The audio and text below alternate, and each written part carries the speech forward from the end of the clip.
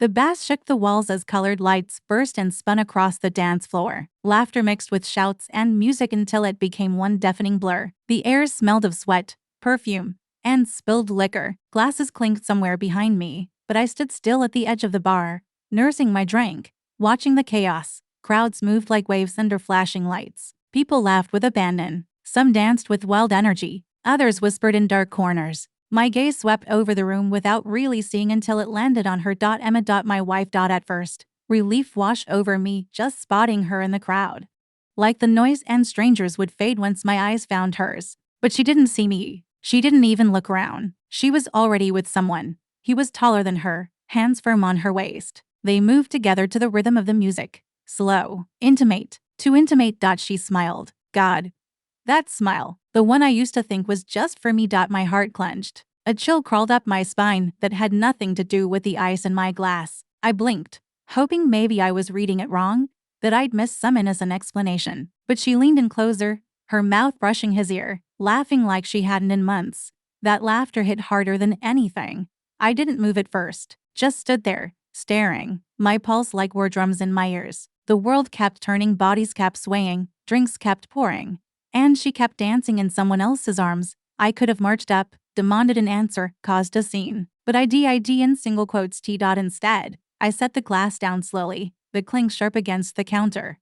And I walked out. No one noticed. Not even her. The night air hit me like a slap, cold, sharp, real. I shoved my hands into my pockets and kept walking, not looking back, not trusting myself too. I didn't know where I was going, only that I couldn't stay there, couldn't watch that. Couldn't let myself break in front of people. Not in front of her. Not like that. The further I walked from the club, the quieter the world became. The bass faded into a dull thump behind me, until even that vanished. The cold night wrapped around me like a question I couldn't answer. Street lights buzzed overhead, casting long shadows that stretched with every step. I didn't head home. I didn't head anywhere. I just walked. My fingers curled into fists inside my coat pockets. I didn't feel the cold anymore, only the burn behind my eyes, the tightness in my throat. What I saw couldn't be undone. Her arms round him, her laugh, that careless, easy joy. Was that who she really was now? I stopped under a flickering lamp and leaned against a telephone pole, trying to breathe. The silence, away from the music and the people, was too much. It made space for the ache to move in. How long had this been building? When did we stop being us? My mind wandered through our years together like flipping through old photographs. The camping trip where we both got food poisoning and still managed to laugh. Her singing in the shower off-key, thinking I couldn't hear. The night we stayed up until sunrise talking about our future like it was some bright thing just waiting for us. Was I stupid to think that still mattered? I couldn't help but wonder, had I missed the signs? The slow fade? The way she started dressing up more for nights out without me? The just a work friend text she'd hide when I walked into the room? The distance in her eyes lately when I said I love you? Maybe I hadn't wanted to see it. My phone buzzed in my pocket. Emma. I stared at the screen, her name glowing in white against black. The phone kept buzzing. I didn't answer. I let it ring out. She called again. Then again. I didn't move. I didn't want her words. Not right now. Not when my heart was still unraveling. I needed silence. I needed space. Because in that moment, I couldn't tell if I was heartbroken or finally just waking up. She texted, "Please answer. Just tell me where you are." I didn't reply. Instead, I slid the phone back into my pocket and started walking again, this time slower, heavier. The cold didn't bite anymore. It felt deserved. I was reaching for the driver's side door when I heard it, footsteps, fast, slapping the pavement. Then, "Wait, please." I didn't turn around right away, but I knew the voice. Emma. She rounded the corner of the lot, breathless, heels in her hand, dress clinging to her legs as she ran. Her hair was a mess, her makeup streaked, eyes wide with something between fear and desperation. "Please don't leave like this," she said, voice cracking. I opened the door slowly, but didn't get in. "I can explain," she added, stepping closer, chest heaving. I finally looked at her, just looked. She reached for my arm, and I let her touch it, but I didn't soften, not even a little. "It was nothing," she said quickly, "just a dance. He's an old friend, Jake.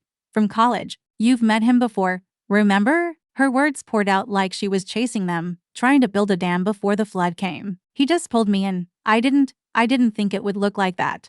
"You didn't think at all," I said. She flinched. Her grip on my arm tightened. "I swear, I didn't mean anything by it. I was caught up. The music, the moment. I didn't even see you there." "Yeah," I said quietly. "I noticed Silence fell between us, sharp and heavy. Somewhere far off, laughter drifted from the club doors. A car honked on the next block. But here, it was just us two people standing on the edge of something neither of us had the words to fix.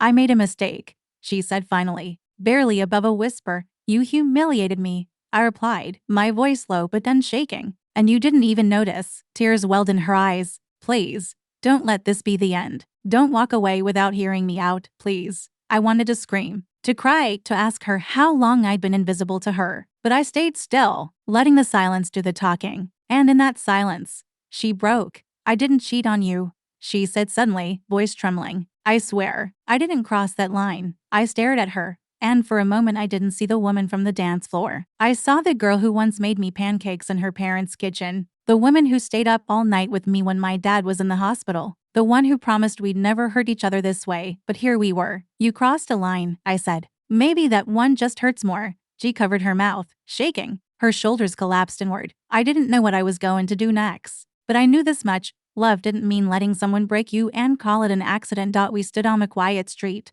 Just the two of us beneath a buzzing street lamp. Its pale light made her look almost ghostly, mascara smudged, shoulders trembling, arms wrapped around herself like they could hold her together. I leaned against the car, arms crossed, waiting. I didn't think it would hurt you, she said, eyes searching mine. It was just a stupid moment. I didn't even feel anything for him. I barely remembered his name when he pulled me in. You smiled, I said. You leaned into him. You whispered something. It was nothing, she said quickly, stepping forward. He said something funny. I laughed. That's all. I shook my head. You weren't laughing with me.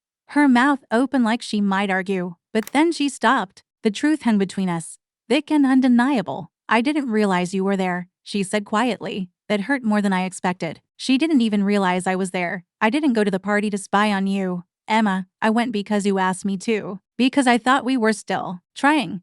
Her lips parted, but no words came. Her eyes welled again. Do you know what it's like, I asked, to watch your wife look happier in someone else's arms than she's looked with you in months? She broke then. Her breath hitched. She stepped back and crumpled down onto the curb, hands shaking. I've felt so disconnected lately, she whispered, like we're living beside each other, not with each other. I've felt invisible too. I exhaled, slow. So you decided to be seen by someone else? I didn't plan it, she said, voice cracking. I missed feeling wanted. And then I saw him. And it felt easy, for a second. I swear I didn't mean to hurt you. I stayed quiet, my hands clenched at my sides. Her voice softened to a plea. Please, just tell me what to do to fix this. I looked down at her. This woman I loved. This woman I didn't recognize tonight. And for the first time in a long while, I didn't feel rage. I felt tired. You don't get to fix it tonight, I said. Her tears spilled over, silent and raw. I didn't come out here to decide if I still love you, I added. I came out here to see if you even remember who we are. She looked up at me, shattered. I didn't walk away, but I didn't comfort her either. We sat in the stillness, broken together, unsure what tomorrow would look like, only knowing it couldn't look like this.